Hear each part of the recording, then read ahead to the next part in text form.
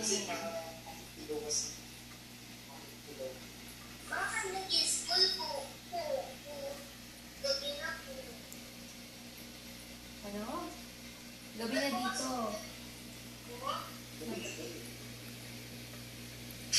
Kailangan morning tayo. Kailangan pumunta kami sa gabi po. Wala na.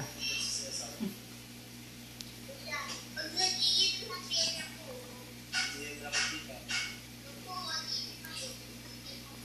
Ano yan? Lagi na pera po. Ano daw? Lalagyan ng ano yan? Pera. Pera mo? Dami naman yan ah. Laki naman yan. Hindi siya makapagpapera.